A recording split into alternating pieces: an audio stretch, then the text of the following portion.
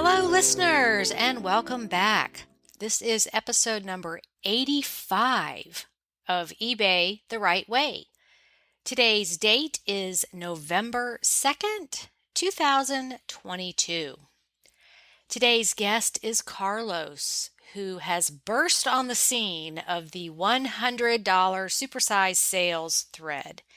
He is also a mail carrier and fits eBay in around his full-time job and his family.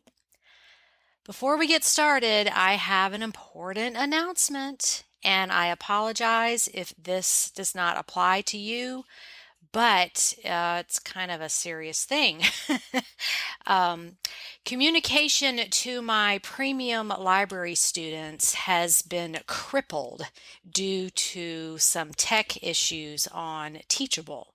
So I am putting this out on all of my platforms to hopefully reach my students. And let me explain the situation as concisely as possible. This is for premium library students and anyone on my email list. And I'm telling you here because the email system is broken beyond repair and I can't email you anymore from Teachable. This is very upsetting for me. I feel like this is an unwelcome breakdown in communication. So, unfortunately, and I say this with a heavy heart, I will be discontinuing the Friday email due to unsurmountable tech problems on Teachable. I'm not discontinuing the premium library, just that email. I have been sending a Friday email to you all since I started the premium library in 2018 without fail. So 4 years every single Friday. But over the last few months, students have reported not receiving the email, even though they have opted in. And now at this point, November 2022, 95% of my students are not receiving my emails. So it is kind of pointless to keep trying to send them. Here's the problem. The issue is that the Teachable domain is being seen as spam due to a large number of school owners abusing the email system and spamming their students, which I have never done.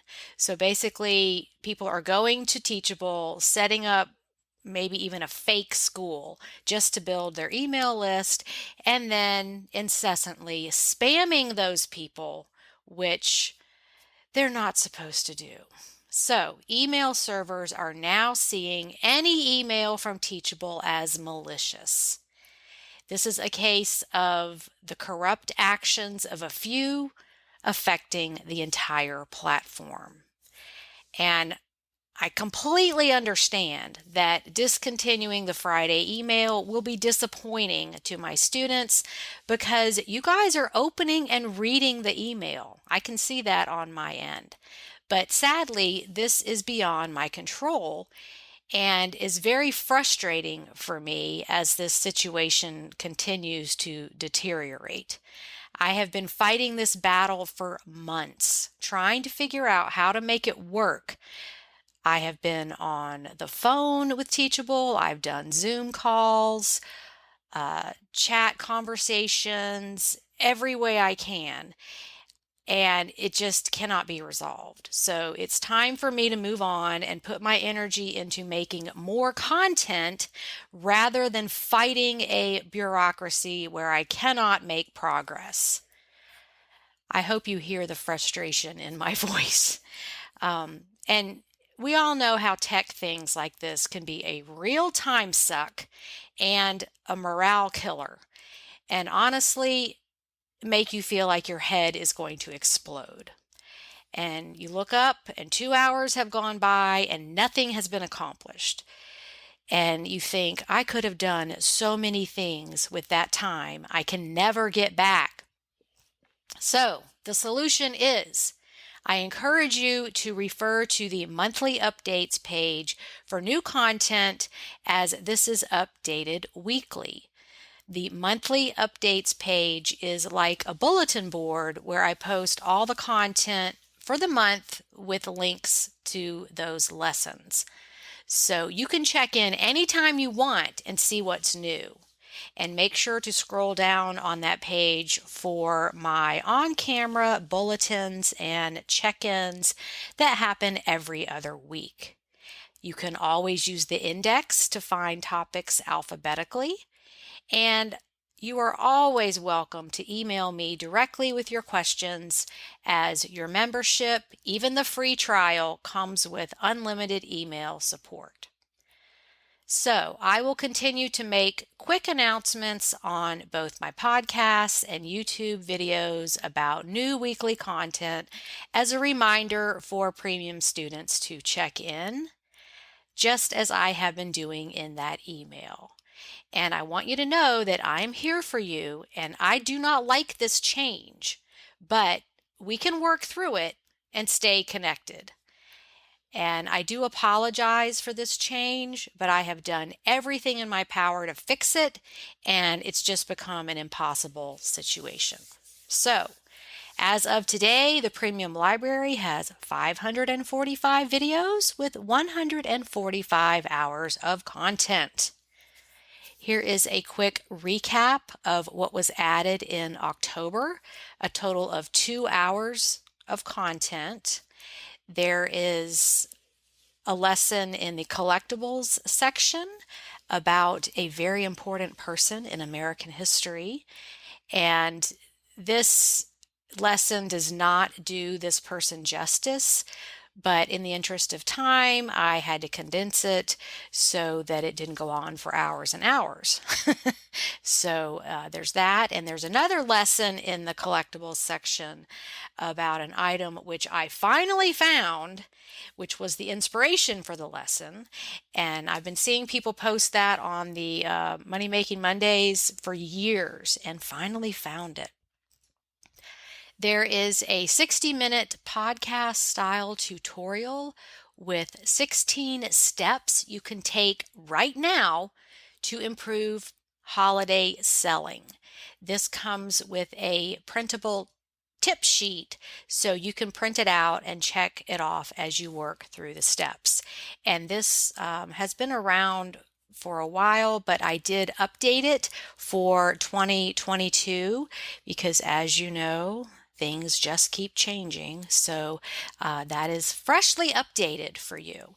And also added was the monthly Q&A, which is a 30-minute recap of questions I receive, usually fresh and new and different things that I haven't talked about before, and I do that intentionally so that it's just not the same thing over and over again. There are also 2 10-minute bulletins with other eBay news, sale or finds of the week, encouragement, and other current news. So that is the end of the announcement to the premium members and those on the mailing list. So let's get into the interview with Carlos. Hello, listeners. Today we have another interesting guest, Carlos, and he has a lot of good information for us. So say hi to the listeners. Hello, listeners. And I started seeing you on the Facebook group posting your sales. That is right, yeah. We got to get this guy on and talk to him. So where are you located? Well, I live in Northern Virginia, in a city called Bristol. Mm-hmm. It's about 40 to 50 minutes from DC. Okay. Yeah. So it's not a big city. It's about, 30,000 residents here around the area. Okay. Now, is that near Charlottesville? A little far from there. No, that's where I was. Like an I hour. was born in Charlottesville. Oh, yeah? Oh. Yeah, that's my only connection to Virginia. Oh, okay. So, but beautiful place. Yeah. It so, is nice. And living close to DC, you probably have some good things in your thrift stores. No? I thought that at the beginning, but when I started to source for eBay, but all of a sudden, I think that happens around the country that thrift stores start raising the prices, and there's no more for me in there. Sometimes I stop, Yeah. but there's a Goodwill Beans in DC, but I've never been there. A lot of people talked about it, but I don't know. It's a little far, and I hear that it's get crazy, so I don't want to get into that. Yeah, you might be taking your life into your hands going in there. That's I've heard some of them are much more aggressive than others. That's what I hear. Yeah. Yeah, so you got to be one of those people that wants to dig and fight. I like the digging. Yeah, I go to boxes and boxes. Okay, well, let's back up a little bit and talk about what brought you to eBay. What was the thing that got you started? Well, like I was mentioning a little bit, I started on other platforms. I started in 2017. Before that, I always wanted to have something for my own, like my own business. I opened a mobile auto detail business, but it didn't work out because it was too much physical work, and I had knee problems. So during that time, so I decided to stop it and sell everything and start again. By 2017, I started watching some videos about Amazon FBA. I tried that. I saw a couple of shipments up there. They're really okay, not too bad. But I wanted something more, so I heard about Amazon private label. So I decided to save some money and go for the private label and order some merchandise from China. The first batch was okay. The second batch was a lot of other sellers, and also the Chinese market brought into the United States with that specific item was a baby item. So it was really bad. So I decided to stop it. I need more money to invest if I wanted to go that way. But then I said, I can do something. I cannot be only doing my job. I like to do something always, right? And then I started listening about people talking about Poshmark. I said, okay, I have clothing that I bought a long time ago because I used to send clothing to my country and, for my family. And I got a batch that I couldn't sell. And I started selling it on Poshmark, but it was too much of being there, sharing your closet and all that kind of stuff. So I said, no, it's not for me. And then one day I was working and listening to people and other podcasts, and I'm listening about eBay. And I remember that time I opened my account in 2017, and by 2019 I finished with everything else like Poshmark and Amazon and all that. And I said, oh, I remember I have an account, and I post one long time ago when I was doing Amazon. I posted a comforter for sale. It took forever to sell. And I imagine it's going to be like Amazon, that you put something, it sells maybe in a week or so. So I didn't touch that anymore. But when that person started talking about eBay, I said, okay, he's sourcing stuff used to sell on eBay. I start looking for videos and learning a little bit, and I go for it. Since the first day I started, I went to my first garage sale, and I was hooked. I brought a lot of stuff. My wife said, I'm sorry, what is this, right? Well, what are you doing? This is what I'm going to do. And then from that point, I love it. I like it. It's something that made me happy, even though I don't have too much time to source. And that's why I just saw the video of one of the videos of the $100 or more. I just made that video. I was finishing that this morning. I'm going to post it after we talk. But yeah, $300 for 2 video games, right? Yeah, and the other one is the cat, the telephone cat, the Garfield. Yes. Do you ask out there? I just noted that you asked me, hey, Carlos, you can clarify it's a private pick, right? Right. And because my time working for the postal service, I have not much time to source, especially because I work Friday and Saturday. By the time Sunday comes, most of the time is gone. So I gotta source in a different way. So that's why I start doing that private picks and getting to know people. Oh, so they let you in their house and you just give them offers on things. That's how it usually works. I start sourcing first on marketplace, and then when I see people posting all this stuff, I love vintage. I love all toys, all video games. That makes me happy. And then when I see something old or vintage, the people is selling for small amount of price, I message them. I go to the house, talk to them. I explain what I do, and until now I have no problems. People are really nice. They contact me after that. I say, I have all this stuff. If you want to check it out, and I go there, pick the house. I want to get this and that, and like George Kelly says, sometimes you got to get the good stuff with the bad stuff, right? And that's what I do, and it's working for me that way. It is working. Oh, good. Okay. Well, I have a few questions about what you just said. First of all, what country are you from? I'm from Peru. Peru. Okay. Yeah. Okay. So you were finding things and sending them back to your family in Peru? Yeah, that was, I usually, I remember I got into Abercrombie or maybe other brands that I can purchase online when they have the sales. And I used to buy like, quantity of them. I go to my country when I visit and give some away and some others I sell. That's what I used to do in the past. Okay. Yeah. But I remember that box, we couldn't go to Peru anymore during the last, those 2-3 years. And I have that box. That's why I say, I'm going to sell that in Portsmouth. But it's too much work, I think. So I have to ask, did you go to Machu Picchu? Believe it or not, no. I didn't have a chance to visit, but, that's one of the plans. My son's still little, but we're going to go back and we're going to go with him. Yeah.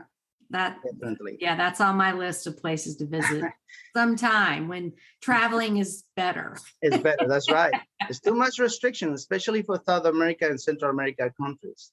Right. Yeah. It's just everything's messed up right now. But so you mentioned your other job as a mail carrier. That is correct.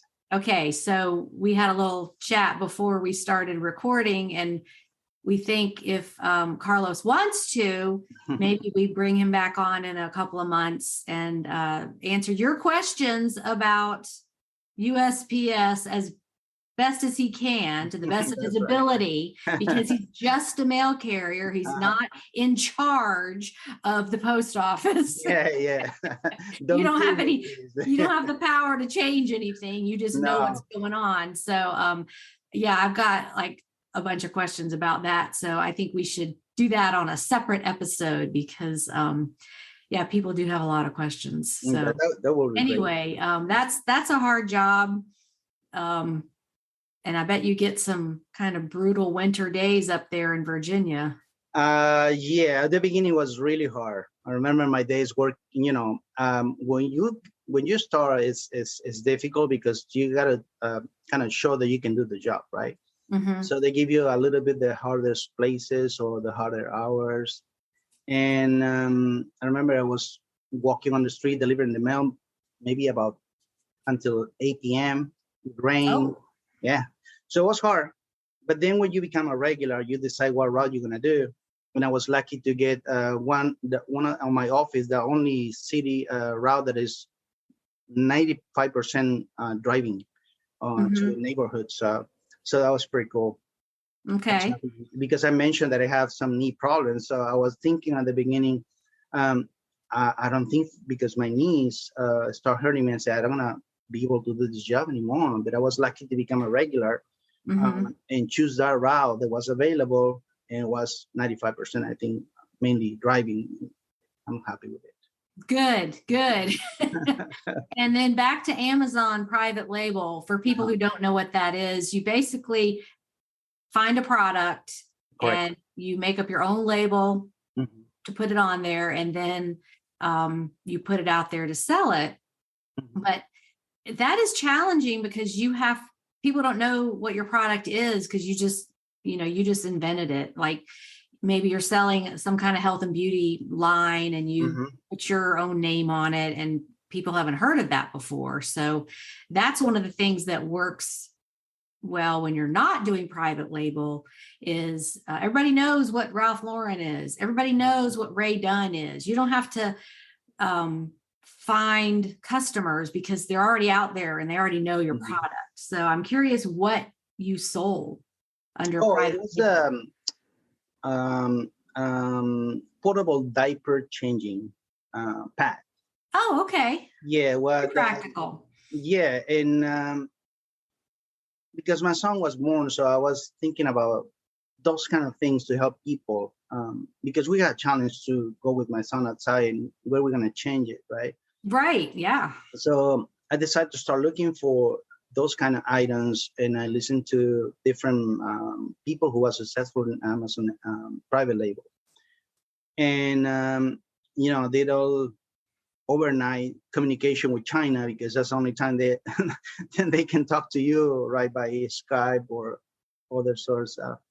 And I was happy with the process. I love it. You create something, you modify the items to make it more yours with some specific details and some more quality materials. So I brought my first batch of 2,000 units, and those units, I think maybe in a matter of 4 months I was done with those. But the problem is, and when you have no name on the market, there's some software or maybe apps or websites where you can go and promote your items. So what you do is just you're paying a flat fee and also a percentage, and they promote your coupons to all the people who okay.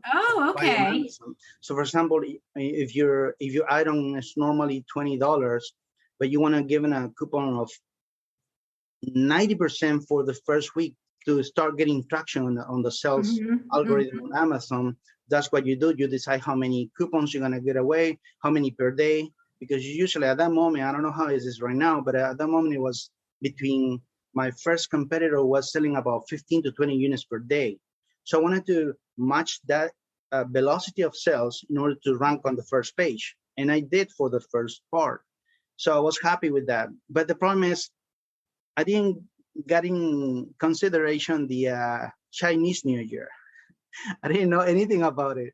Okay. So when I ordered my second batch, I ordered on the time that all the factories are closed. Oh, no. That put me away like a month. And when my items were done and brought to the United States, my seller run was down completely. So I got to start over. With that said, also, Chinese manufacturers start sending the same kind of product to a lower price. Couldn't compete with them. So what I did is just liquidate as much as I can my inventory, and I lose some money, not too much. But I say, even though, I was listening to people who had courses up there, like $4,000 courses, and I cannot afford them. Yeah. So you pay them to teach you how to do private label. Exactly. Yeah, that was a big thing back but then.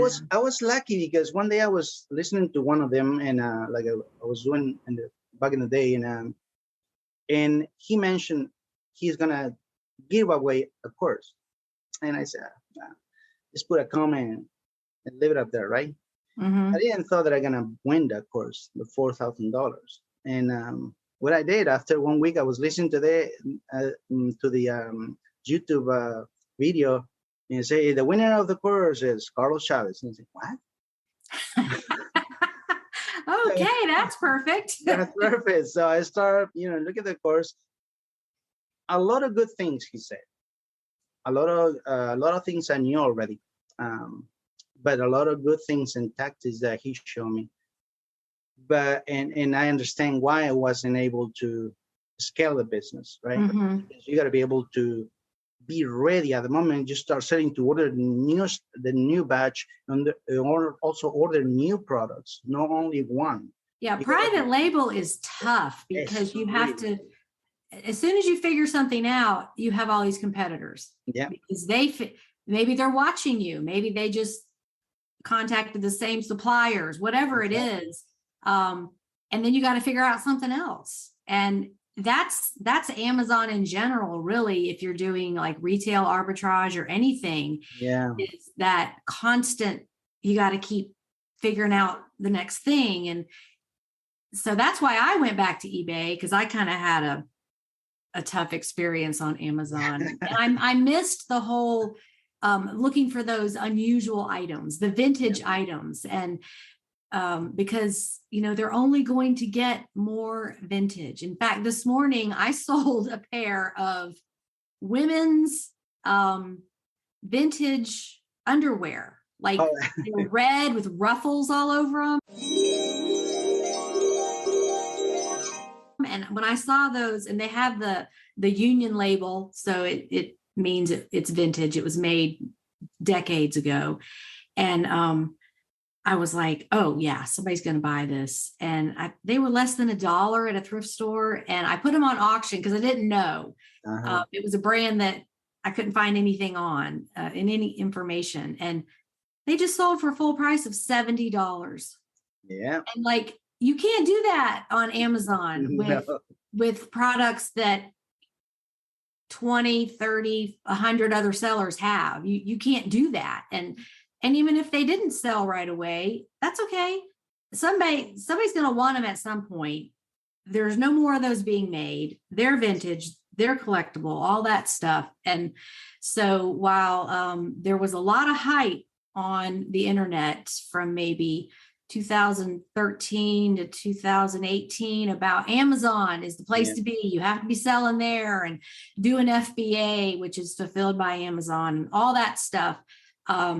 And Amazon just exploded with products, and it was very hard to sell anything that could be easily obtained by other people. Yeah. So that's why I went back. I did Amazon from 2009 to 2014. And kind of put eBay on the back burner because, this was the place to be. And then I decided, I don't want to have that anxiety all the time. Like, is this going to still work tomorrow? Because it was so unpredictable.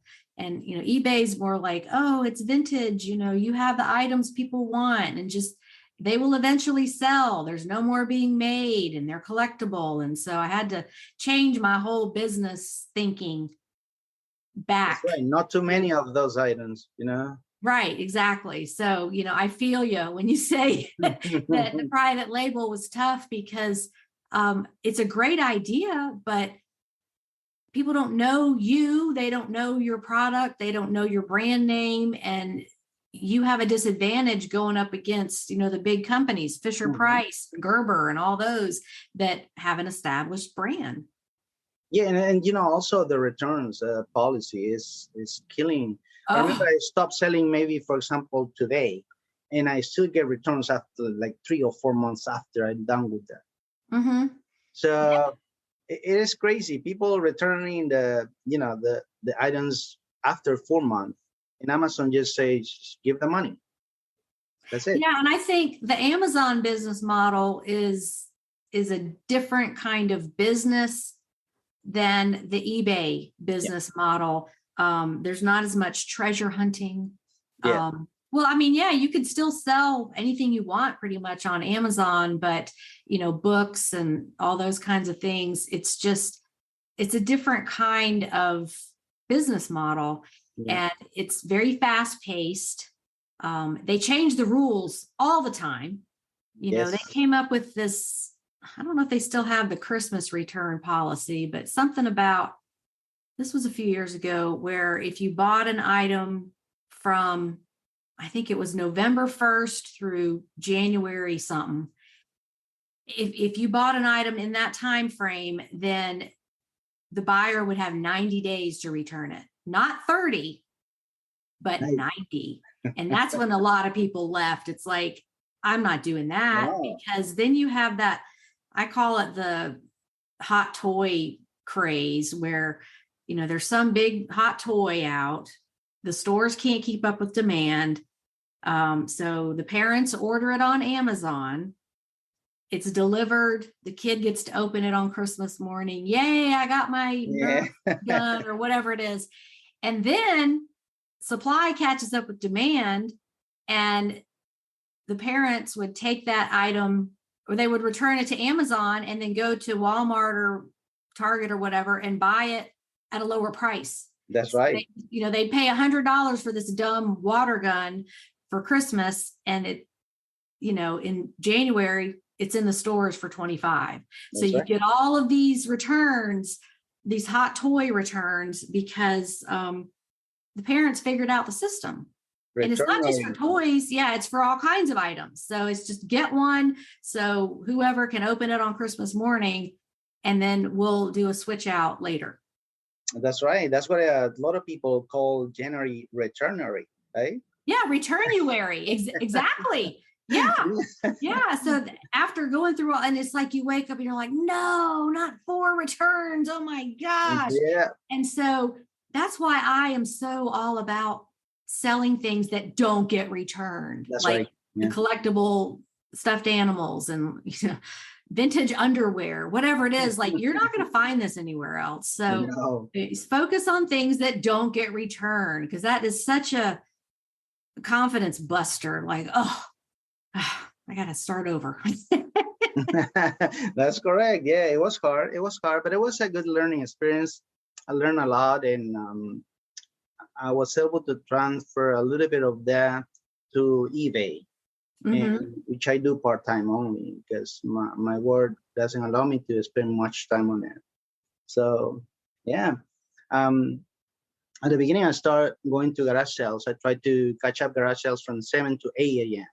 Because I got to get to work at 8. So I was only 1 hour time frame, and only a few of them open at 7 when it's really shiny, warm, And so I was running to them and start getting some stuff and say it should be another better way to get more inventory. And there's when I decide to start talking to people. I don't talk too much to people, but since this job, since the eBay came out to my life and said, hey, I remember I was really shy when I went to my first garage sale. I was really nervous. I'd never been to one of them. Oh, really? Yeah, because in my country, we don't talk about garage sales. Everybody uses the stuff until it's gone. What I mean? True, they don't sell their old stuff. Yeah, that's right. So, and I heard about garage sales, and you're like, what is that? What is that? Yeah, crazy. Well, I'm not gonna go to a garage sale.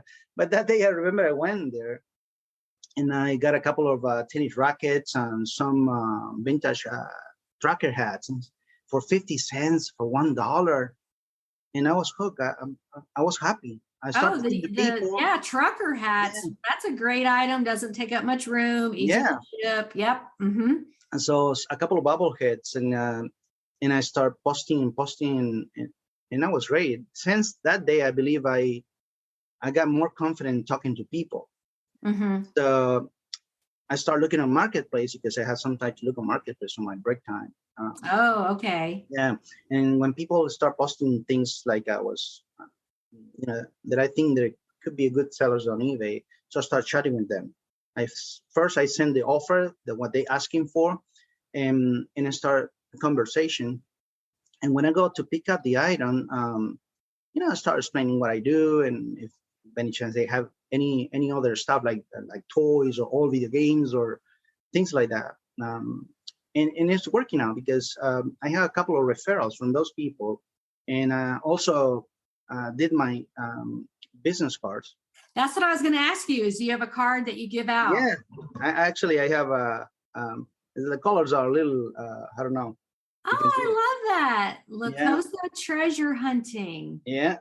Oh, I love that. Yeah, I love like that a vintage color or something like that. And when I talk to people, even when I go to donate some stuff, I always keep my cards with me, because when I see people donating, I wait until they finish, because most of the time you don't get to donate all at the same time. You go by parts, gonna donate this time. They continue cleaning and they bring more stuff for donate. Right. Yeah. So I start, I catch the people and say, hey, how you doing? I see you donate some cool stuff. So my name is Carlos, and this is what I do. In case you wanted to, instead of donating, get a little bit of money, just let me know. This is what I buy. I buy toys, I buy games, and all that, and that worked out too.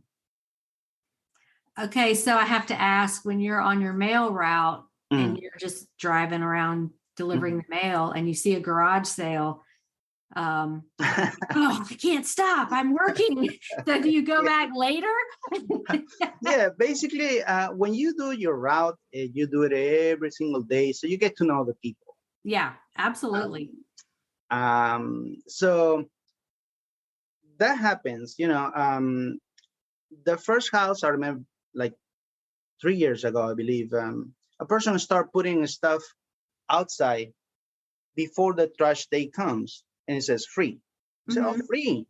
So I was driving, delivering the mail, and see free. And I started looking around, and the guy approached to me. He was bringing more stuff. And, we talked to everybody. So, and he said, hey, you want to get some stuff? Yes, get it. And say, what's happening? Are you moving, or, And he said, no, this is my parents' house. They unfortunately passed away. We're cleaning because we want to sell the house. Oh, okay. So anything is free. Yeah, everything is free. Okay. And so I explained what I do on my part-time. I spent a couple of minutes in that. I say, if you have more stuff, this is my number. I brought my number and everything. Just give me a call, or if I can give you a call later. Well, the weekend comes, I went to his house, and I bought a lot of stuff. He has some the football games, the pennants, from Redskins, different teams, some electronics like radios, boom books, beautiful, some trains, some toys, a lot of stuff. I spent, I don't remember exactly, but no more than $100. And in just independence, I made my money in like maybe a month. So, I bet. Right. Yeah, so, and then every time I had the chance to talk to the my customers, I talked to them. And it's been 4 to 5 years that I get to know most of them around. So, yeah, and this is about relationships. Yeah. When you get, like you and George do, with going back to people's houses, they'll contact you later. Hey, I got some more stuff. Do you want to come over again? And it's building that relationship with people, because I'm a firm believer you get the best stuff when you go inside somebody's house. Yes. Because it's, that thing may have been sitting there for 30 years. It hasn't been through the thrift store system where it's, thrown around and dumped into bins and falls on the floor, and things are in pretty good condition when they haven't been touched in decades. Yeah. So when I listened to that podcast with George Kelly, I was really said, yeah, this is what works. And I like that podcast. He's awesome. So did you already have a business card before you heard that? Yeah, actually, I had that business card before. I was listening to another a YouTuber, and he mentioned that, and I said, okay, I'm gonna go on the website. I use the Vistaprint and I ordered my cards. They have some models, put my information. I wanted to change it now because I saw George Kelly business card. He actually mentioned a lot of the items he purchased on the back. Right. That's right. And I don't have that. I just mentioned, like toys and video games and some vintage items, collectibles. That's all I mentioned. So people maybe it's not reaching out because they don't have it doesn't trigger anything if they don't. They're like, oh, really? You would want that? Yeah. You want old typewriters? Or I got one of those. You have to prompt them to think about what we look for, because the average person, and you've run into a lot of those, I'm sure, does not believe that some of these things can be worth so much money. They just don't believe it because they're not in this reselling world and they've never seen it. They've never seen like that, broken doll that's not made anymore. Oh yeah, that sells for $400, and it's broken. Yeah, that's actually what happened to me, and I was really surprised. I went to, because Sundays is the only day that mostly I can go to garage sales. I went on Sunday. The garage sales started on Friday, Saturday. I said, I'm gonna check it out and see what happens, because I also like to go out in the morning to see, right? So I went to this garage sale. The lady has a lot of pots and pans, all TVs on the drawer, plushes, dirty plushes. And, the lady was nice. I was talking to her, spent like 10 minutes, say, I'm sorry, I don't see anything that I catch in my eye, but I really appreciate the time. And she said, hey, by any chance, do you buy old toys? Yes. What kind of toys? Yeah, I buy old toys. Oh, can you come to my basement? I have my old toys. I don't know if they have value or not. That was amazing. One of my best hauls ever. Because the lady, the basement was really organized and neat. She got totes. And she started taking the toes. I helping her. She opened one of the toes, and it was all the cars or planes for GI Joes. Oh, okay. She opened another one. She got the little figures with all the accessories inside. She opened another one. You just thought, I'm in a treasure trove of toys. Yeah. I've hit the jackpot. This is like sunken pirate treasure. Yeah. So there was a lot of stuff. She got Fisher Price. I think it was a total of 7 buckets, big buckets, and say, yes, this is what I like. So how much you want for it? I say, I don't know. And what about 50?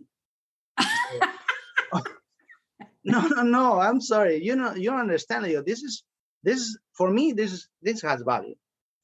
So what about I give you $100? And she say, great. Okay, so let's go $100, and you could probably sell like 2 of those GI Joe things and get your money back. I didn't know exactly what was there because I was starting, but I knew that GI Joe was really sought after. So I went home and I said to my wife, "Hey, look at what I got," and she said, "More stuff." No, she's like, "Really? You're bringing in more? You haven't sold all the other stuff you got." No, not really. But she's sometimes worried about the things. Like my garage is my area, right? And sometimes because I got, I bring the stuff really in a hurry, put it up there, and sometimes I don't have time to organize until late. Right. Yeah. So the garage, it looks like a mess. And then I had the chance to organize everything in need after maybe a month or 2 months, and then it's fine. That's how it goes. But when I mentioned to her, look at what I got for this fight. Look how I sold for it. And she say, oh, nice. She see that it's something that I enjoy, and I think she likes that. She doesn't complain about it. And I think for a lot of people, they have to see it to believe it. Once things start selling and you're like, oh, this sold for $300. This sold for that. And then they get on board with tolerating the junk, the death pile. No, and I really that's just money sitting over there. He'll get around to it. And so you're either delivering mail or you're in hunter-gatherer mode. And going out bringing stuff home. Yeah, but going back to the GI Joe stuff, I sold one of the Barbies for $100, and it was a Barbie doll male character with a Christmas outfit. I don't recall exactly, and it sold for $112 or $109. Wow! Sold in a couple of days. Then one of the planes that I cleaned and put it together because some of them were apart. So put it together. A collector from New York bought it for $180. And I still have, I start posting the figures with the accessories. Some of them, 10, 15, 20 and all that adds up. I still have a few of them that I would like to keep for me, but I just keep it for a couple of months, and then I say, okay, let's go. Right. Yeah, but that was one of my first and best hauls ever. Yeah. Okay. So let's talk about some other items that you sold for good money. You just kind of popped up on the group a few months ago. Yeah, I always look and read what everybody says, right? But I remember one day I posted a picture. I'm not tech savvy, so I put a picture, but I think it was too small, and I got a message say, "Hey, your picture was removed because yeah, that was me. It was too small. Well, and it's hard to see because people want to see the That's item. right. Yeah, and I understood that, but then after that, I think I was more spending my time in getting more stuff and with work. I believe was I don't know what time, maybe a fourth quarter that we got busy. So, and then one day I say, okay, I continue watching what people is posting. And in my head, I thought that we're going to post only $100 or more, right? But then I see people posting $20, $30 sales. Right. Oh, that's nice. Yeah, okay. I'm going to start posting again. So okay. I start posting 5 because that's what I say, no more than 5. So I'm going to posting 5 and 5 and 5. And, I was happy. A lot of people, liked my post and say, they like it. Oh, nice. That's good. At least people can see. I don't sell rare stuff. I sell stuff that you can find anywhere and for good money. And since then, I was happy that you invite me to the podcast. Well, sometimes when people are posting from their phone, it's the way they do the screenshot that That's right. the item is so tiny. So we're just trying to get it because it's a learning situation. So you got to be able to see it.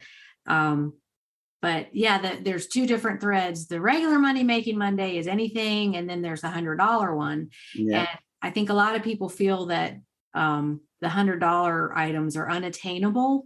Like, oh, I'll never find one. Yes, you will. You just got to keep doing this. And it's just one day you're going to have that. But the other one is valuable too, because most of the time your sales are not over $100. Oh, believe me, I have sales. I have sales that they're $5, $6 because what I love also is media. I like to buy cassette tapes, CDs, DVDs.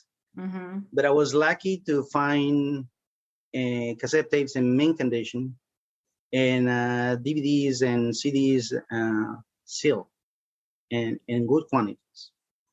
So, and I love it. It takes me. Well, and media is easy and fast to list. Oh, yeah. Really it's not easy. Like clothes where you have to wash them and stage them and measure them. And that is work. Yeah. So I heard one time a person said, I don't know, I love to sell cassette tapes and records and things like that. And he was right, because what I do, I put 3 or 4 cassettes at a time, take a picture, and when I list it, I crop it, right? So I put one side, the other side, and mention the quality of the cassette tapes. And it takes me maybe a minute listing for each cassette tape, right? And then when you sell it and you're gonna ship it, it's easy. You just grab a little cardboard, roll it in mailer, close it, put the label, and that's it. So I consider maybe 3 minutes. Very fast. So when I added, like last month, I sold about 31 cassette tapes, average $4.99 to $7 or $8. I say, okay, if I gave maybe $3 for each one at the end, that's about 75, about $90, $80 at the end, right? And I spend maybe an hour of my time. Right. So that's an 80-hour pay, right? $80 an hour. Yeah. It is a good amount. It's something that I love, because I also, when I'm doing my postings or cleaning some of the stuff, I'm listening to music the way I test it too. And I like it. Yeah, you have to keep it doable for whatever your life is. And, a mail carrier, you're busy. That's a physical job. Yeah. So I have to ask you, since we are getting into near the holidays, what is your favorite mail carrier appreciation gift? First, the company doesn't want us to get gifts, but everybody does it. But the year in my route, a lot of people they give us like gift cards from different places, like coffee places, like and some others give us money in envelopes, and some other give us like maybe cream for the hands, because hands get tough sometimes. So a lot of things different. So yeah, I do. I've always done that when I had the same mail carrier, was give them something, just because in the winter when it's around holiday time, y'all go all day. I mean, you might have a 12-hour day delivering because of the volume. And I remember one time somebody sent my family a turkey, like a smoked turkey, and UPS came to the door at 9:30 at night. I mean, that's how busy they were. It just took them all day to do it. And so while the rest of us are out here, la-da-da, celebrating the holidays, you guys are working. You're really working hard. Yeah. I don't know if this happens in every office, but I'm really happy at my office. My coworkers are really nice and really helpful. When somebody's having a bad day, too much for the route, and we don't want to make the time, so we help each other. So we go up there after we finish, grab some 20-30 minutes of mail or packages and deliver. The way they can go home at the same time. So I don't know if that happens in every office. I would like to say yes, but in my office, that works really well. Yeah. Well, and people don't realize without the post office, like a lot of your holidays wouldn't happen because you're ordering stuff that's being delivered. So be nice to your mail carrier. Yeah. Yes, please. Appreciate them, because I know I couldn't do it. It's just a lot. So we appreciate you and all of your coworkers. Thank you. Okay, so you like media, meaning video games and cassette tapes. What other kinds of items other than G.I. Joe? When I sell everything that I can, make a profit on it. If there's something new that I never sold, so I go for it too. I just check, the comms and the velocity of sales, and based on that, I make my decision. And sometimes when the internet is not working in those areas, so I just decide, by instinct. I want to get this and this and that, and so far I'm not disappointed. Yeah. That is tough when you don't have internet to look something up. You just have to go with your gut feeling, and a lot of times that's the best way to go. That's right. Feeling like, oh yeah, I know. I found a vintage Tupperware thing the other day, and I was like, I didn't have to look it up. I'm like, yep, I remember we had this. It's like the lettuce keeper, and it has this spike in the bottom where you stick the head of lettuce on it. It doesn't roll around in there. I was like, yeah, we had this when I was growing up. That's old. It was $2. I'm like, yeah, I'm getting that. I don't have to look it up. So yeah, your gut feeling that's like your higher self telling you what to do. Yeah. I sold from toys, video games, which is the things that I like the most. But I got into vintage clothing, like OPs, T-shirts from the 80s. OP, like Ocean Pacific? Ocean Pacific, yeah. Oh, I remember that brand. Yeah, they have modern stuff too, but you're right. We did wear a lot of that in the 80s. Yeah, That's all really well. And actually, that was a private pick too. When I went to, this happened like this. A person posted on Marketplace the Garfield telephone. Okay. And they wanted $20. I checked comes and said, "Oh, I'll go for it." So I'm gonna be there after work today. So I went there, and I got inside the house. They got the Garfield in the kitchen area, and I noticed they have other phones too. And there's a Mickey Mouse phone, the Walt Disney Mickey Mouse. I say, "How much you want for that one?" $20. Okay. So and then she had another vintage phone, a rotary phone. And how much you want for this one? The same $20. And then they have a dock, a telephone dock, wooden one. And I said, "Hey, how much you want for this one?" 20. Okay, we're talking about 80. If I'm gonna get all four, make me a deal. Yeah, let's do 60. Nice. And I see you're moving. No, I'm not moving. I'm cleaning my mother's house. She passed away. We're cleaning and all that. And this is the house where I grew up.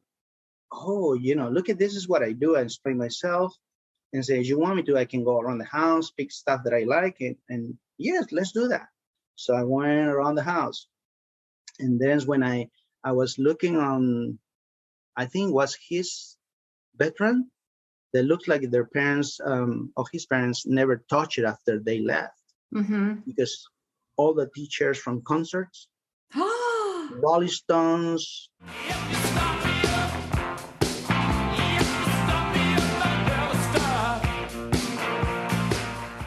all those were inside there, and they were washed, dusty, but they were washed last time.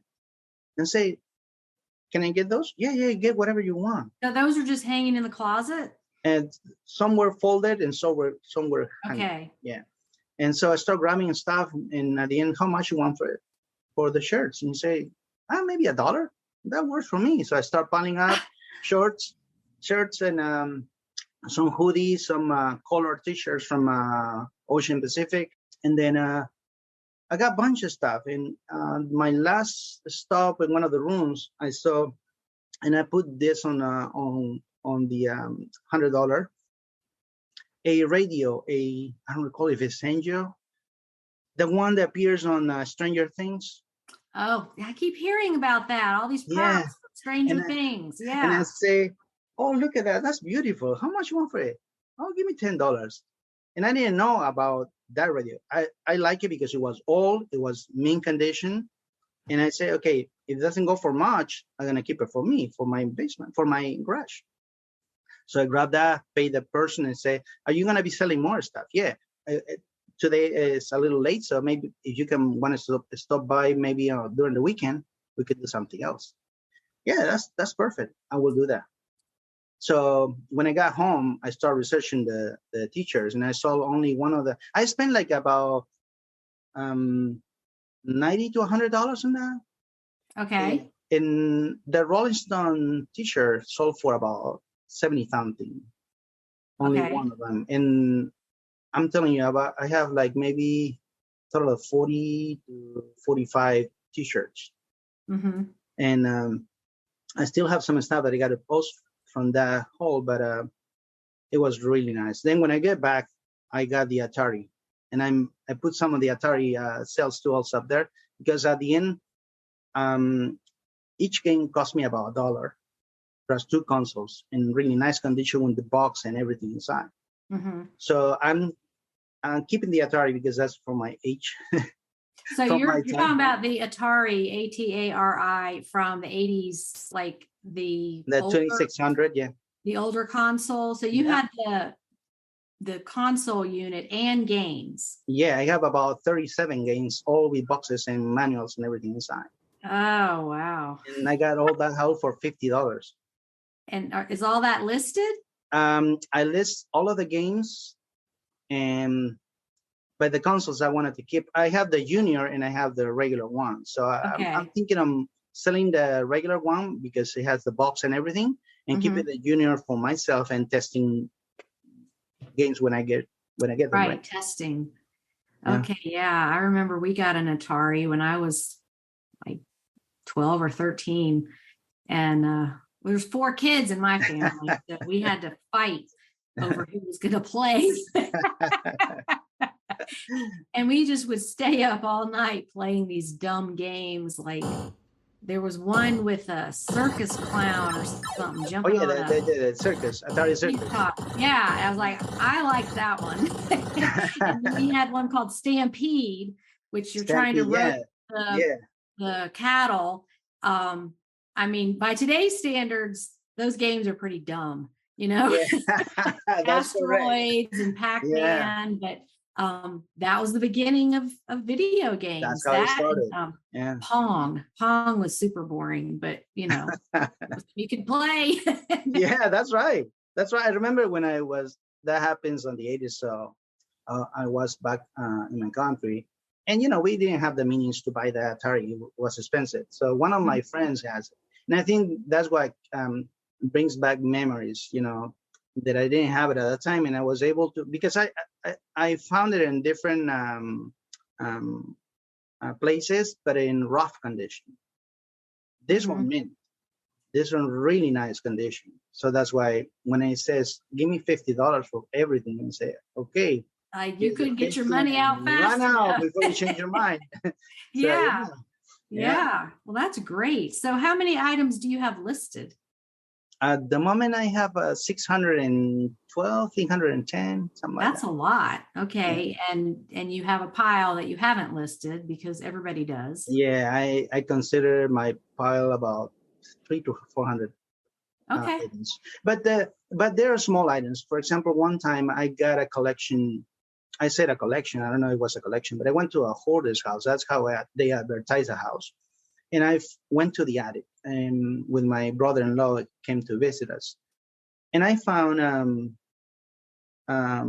patches, vintage patches from the 80s, 90s, but all in their baggies, brand new. And I'm talking about when last time I did a count, it was about 170 patches. So I put that on my pile, put a bunch of stuff on my pile. I paid $130 for all of it. And I have also postcards in there that I wanted to learn about postcards. Whatever doesn't take too much space, I want to learn and see if it's possible. Yeah, that's the best thing is just I do that all the time. I'll buy something at a thrift store just to take it home and learn about it. When you have the thing in front of you, it's different than if you just look it up randomly online. It's like you can, I don't know, it sinks into my brain. I retain it better if I purchase something and bring it home to research it. I did that the other day. I found some lotions, like little trial size. Yeah. They had hundreds of them. And I'm like, I'm just going to get one and research that. And if it's good, I'll come back and get some more. And I'll be like, what kind of deal can you make me on all of them? Yeah. So, and the store was about to close. I didn't have time to figure it out right then. But yeah, I was like, I'm just going to get one so that I'll remember to research it. But you're right. That's the best way to learn. Yeah. And because we're in baggies, no use, new all the stock. So the same thing, I put like 6 of them in a picture and then crop it when I list it. And there's only 2 pictures, one from back, and, sell similar. And they range between $6 to $7 to the most expensive I sold for $25. But it's easy to list, easy to sell. What you grab it, put it in a little baggie, close it, that's it. Not even a minute. And now, I sold maybe about 70 or 80. I still have a lot of them. What were the patches from? At different states, and the Arizona, Virginia, and they have the logos. Or for example, from Virginia, it says a little heart with the "I love Virginia for lovers." Right. They have really nice graphics, and this person was a collector of those. He went all over. Some from other countries too. I was really surprised. He was a traveler that collected those. Yeah. Okay. Yeah, but I thought you might say they were Boy Scout patches. No. Military patches. But yeah, that's a perfect item because they don't take up any room. Not at all. So easy to ship. And yeah, they're collectible. Yep. Good for you. Okay. Well, we have almost blown through the hour here. the last thing I ask my guests is, what kind of advice would you give to other sellers? I guess in your case, working a full-time job and fitting in eBay around it. I was thinking about it, and I know other guests already mentioned, the research and some of the aspects of the business. But for me, because limited space, I think get organized is since the beginning. Even though you think you're gonna have only 10, 20, 50 items, keep it organized and in a place that you recognize where it's gonna be. And label it maybe 1, 2, 3, 4 in boxes, or maybe A, B, C, whatever. Because when I got to a point that I started getting big lots of items, it was difficult. So I'm cleaning still and putting in boxes with the label and changing that on the listing. It takes time. So I do it in maybe one box at a time. Well, and doing it the way you're doing it with the business card and people calling you back, that you can accumulate very quickly. Yes. You have to be prepared, because if you walk into somebody's house like the lady with the 7 totes of toys, and you want to get all of it, it's like you better be prepared with a place to store everything, because sometimes you just can't walk away from a deal. You got to do it.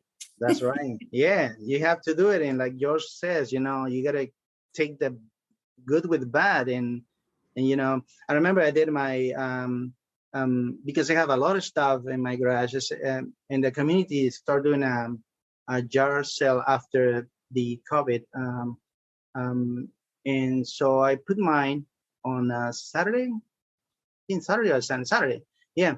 And I opened at 7, and by noon I had over $900. So I closed the garage sale and say, okay, then done. I wanted to continue, but we had to go with my family somewhere. So, but it was a nice experience. So that's when I started doing it. Whatever I don't want to sell on eBay, I'm just gonna put it aside and let it go in a garage sale for one. So yeah, you have a garage sale to get rid of the excess. Exactly. Keep your inventory from taking over your house. That's right. Because it can happen fast. Yes. Okay, well, that's great advice. Wow, well, I learned a lot talking to you. We will definitely circle back maybe after the holidays and your busy season, and maybe you won't have too many horror stories about the mail carrier. But I would like to give listeners the chance to submit questions, because that is something we often wonder about, and we get mixed information. So, eBay for Business might tell us one thing, but then somebody who works at the post office might tell us something else. So not to put you on the spot. I mean, obviously you only know what you know, and you don't work in the post office behind the counter. So no, that's a different situation. But yeah, we'll definitely get you to come back on and talk about being a mail carrier. Will be a pleasure. Yeah, sure. Well, my mail carrier a few years ago, when I had the same one for a long time, I always felt bad about, he's got to get out at my house and get all my packages. And but he was happy. He was like, no, this is job security for me. I love seeing all these packages, because yeah, I have a couple of sellers in my route. I have one person, he does this full time, and I got to know him very well, that he don't need to even put a pickup request. He just texts me, hey, Carlos, you have some items for you, and I just go ahead and pick it up and good. And one of the things that people maybe don't understand when they see the mail carrier pick up the package, but it doesn't say scan it yet, maybe the next day or something like that, is because when we pick up stuff, we just go with a page. We scan the page, and that's all we do. That tells the office that we actually pick up the request, but the package gets scanned at the end of the day. Right. So what I do is just, because I know how the business is, as soon as you scan it, eBay gets a notification, and the buyer, I assume, too. So I scan every one of them right there. So you just do it right there on the spot. on the spot and bring them out. Yeah. Yeah, I appreciate that. I've had mail carriers that don't, they just scan it, they picked it up because I had one tell me there was some kind of, you get paid extra if the customer has requested a pickup. If you request it in a different hour or different time than the regular career hours. Okay. For example, if your career goes to your house around 1 or 2 p.m., but you want it to be picked up in the morning at 8 a.m. for any reason, then you get charged for that's a special service because they're going to go there first. Yes. Okay. Well, we'll get into all that on the next episode. So, okay. Well, thanks again for. Thank you. Are you off from your? I'm off today. Yes. Okay. So yeah, we arranged this where you could sit and chat and not have to. What hours do you work? I work from 8 to 4:30 to 5. Okay, so that's your regular 9 to 5 kind of thing. Yeah. Okay. Well, it was so great to meet you and hear all about your business. And we're going to have you on again. So thank you, Suzanne. Be prepared. Okay. Well, no thanks. Worries. You have a good day. Oh, you too. Thank you so much. Okay. Bye-bye. He was so fun to talk to, and I can't wait to have him back on to answer questions that the listeners might have about USPS, mail carrier stuff. I already have a few questions lined up for that. So let's move on to today's trivia question. You all know that I love selling 100% linen clothing. It has been a consistent seller for me for years. But do you know where linen comes from? Like we know cotton comes from a plant, but where does linen come from? Here are your 5 seconds to think about it.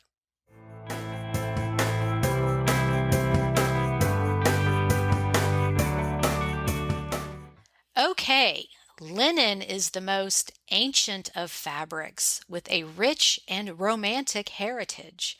It is widely accepted as a textile in Egypt some 10,000 years ago.